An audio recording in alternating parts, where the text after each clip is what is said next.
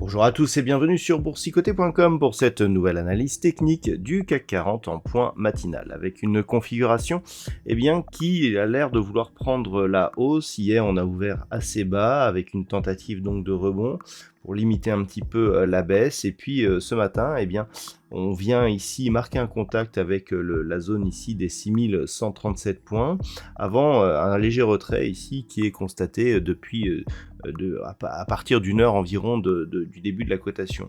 Donc on est sur une tentative de rebond, donc une poursuite ici du mouvement qui peut éventuellement donner une configuration de retournement si le mouvement continue et notamment si l'on observe ici une cassure de cette zone 6137-6155 points. Du point de vue des indicateurs techniques, nous sommes dans une configuration qui reste haussière sur cette unité de temps intraday. Nous sommes en unité de temps 4 heures. On voit ici les histogrammes du MACD qui évoluent de manière positive.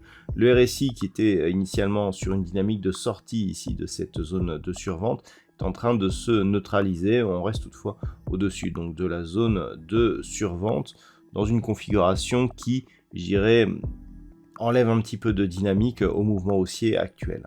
Alors, cette configuration, elle est intéressante car elle peut nous donner des signaux dans les deux sens, vraiment. Hier, comme je vous l'indiquais, nous pouvons considérer ici que nous avons une forte dynamique baissière avec ici un rebond et un retour ici au mouvement baissier. Les deux points bas que nous avons ici sur ces deux bougies sont très proches, on a quelques points d'écart. Le fait que l'on remonte ici d'une manière assez directe nous place dans une double configuration possible. Première configuration, le retournement haussier. Ce n'est pas pour l'instant le scénario privilégié, mais il a le mérite d'exister et surtout d'être, d'être plutôt confirmé par les premières cotations du jour. Si on dépasse ici cette zone, on aura une configuration en double bottom qui pourrait donc provoquer une accélération en direction ici premier objectif des 6295, puis potentiellement 6400 points. Deuxième éventualité, on ne parvient pas ici à casser ce plus haut significatif, on reste sous la moyenne mobile 20 exponentielle, voire même sous la zone des 6137, nous avons une impulsion baissière avec des rebonds techniques ici, mais en cas de cassure ici des 6000 points, on validera la poursuite du mouvement. Ce que l'on peut constater d'ailleurs, c'est que pour l'instant, les zones de support ici, elles agissent comme résistance. Donc, on est toujours ici dans une perspective baissière, malgré ici ce double appui sur une zone proche des 6010 points.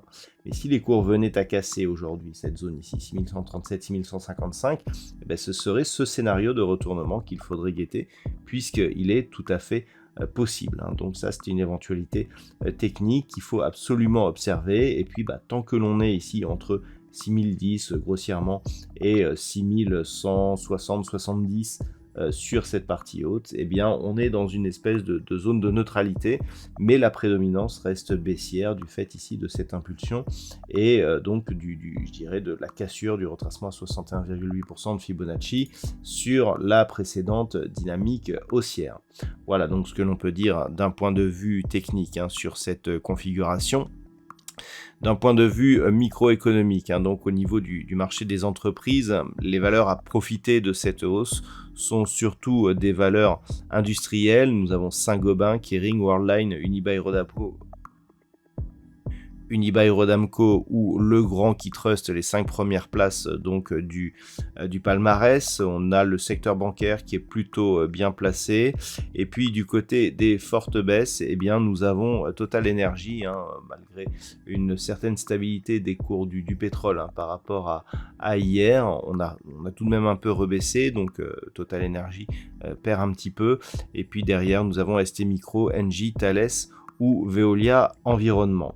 Du point de vue de la macroéconomie, on a eu une hausse des taux du côté de l'Australie, donc qui a augmenté ses taux de 50 points de base. Il y a eu des déclarations selon lesquelles la prochaine augmentation de taux serait d'une même ampleur. Du côté de l'Europe, eh bien, à 10h30, nous aurons le PMI à la construction qui seront dévoilés par la Grande-Bretagne. Et puis à 16h, du côté des États-Unis, nous aurons l'indice PMI non manufacturier de l'ISM. Voilà, c'est tout pour aujourd'hui. Je vous souhaite donc une bonne séance. On se retrouve dès ce soir pour toutes les autres analyses techniques du site boursicoté.com.